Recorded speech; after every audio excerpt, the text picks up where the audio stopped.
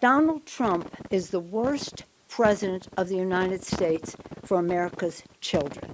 The worst president American children have ever had in terms of their health, their education, the clean, safe environment in which they can thrive, including safety from gun violence, I would add, the job, economic security of their families, and a future that is fair and just in terms of yes, the planet, the air they breathe, but also the economic situation they are in. And he is giving them as a gift a $600 billion increase in the national debt for them to pay off as he takes away health care from them, takes down the Department of Education and the rest of it. And that to this very point, the air they breathe, the water they drink, he doesn't care. Thank you. Well, and all of you, given that the renewable liquid fuel incentives in IRA, it's one of the few clean fuel, renewable, climate-related provisions to survive the current administration and Republican majority. Could you address how you view the role of liquid biofuels in reducing emissions, and do you support ethanol, like E15 legislation that farm state legislators are trying to?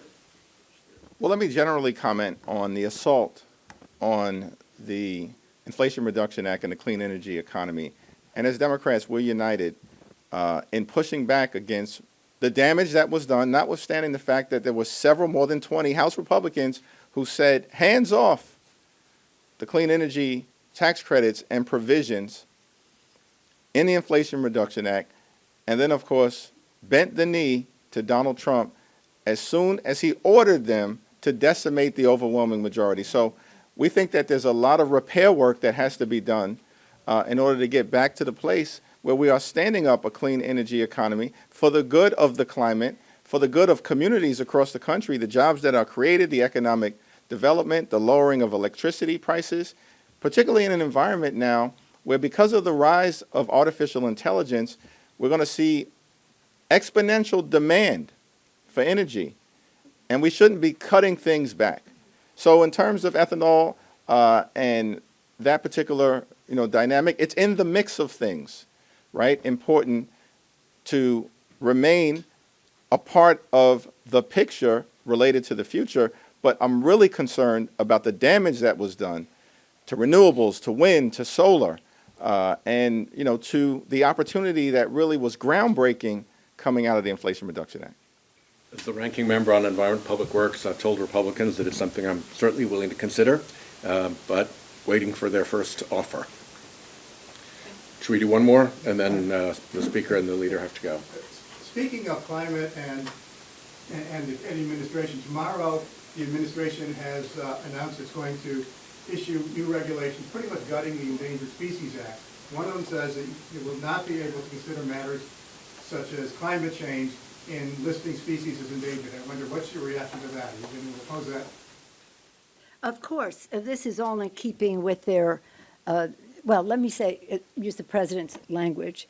He said this whole climate issue is the biggest con job in American history, always projecting his own vulnerability onto others. President Trump is the biggest con job in American history. And so what they're doing, again, this is God's creation. Everything in nature is connected. You can't just say we're going to do this or that and connect it from everything else in nature. But it's just as that's how they treat people. We don't want to have any differentiation with people either. That's why you have to have truth.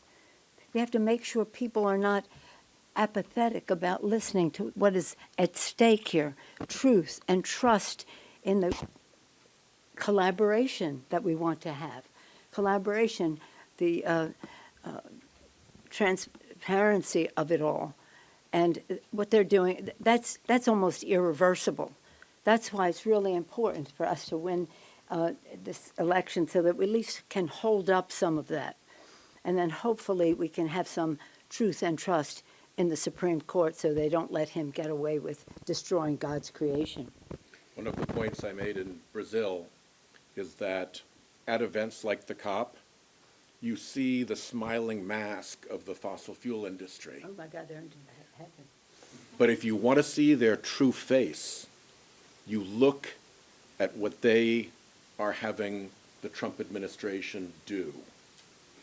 And the depravity of the corruption, the depravity of the lying, and the disinterested in anybody's well-being other than the big donors, that's the true face of the fossil fuel industry, and we need to recognize that. Thank you all very much, and thank you particularly to the leader and Speaker Maddox for coming over. Thank you. Did you want to say something on that? No, Well, what about the Endangered Species Act? Okay. yeah. The failure to protect endangered species represents an assault on the divine creativity of Almighty God, and we plan to strongly oppose it. The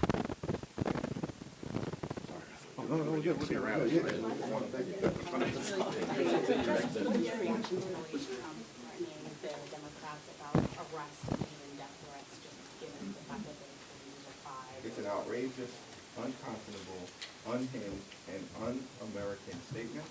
We've issued a strong response. The Democrats have issued a strong response. We'll have more to say about it later.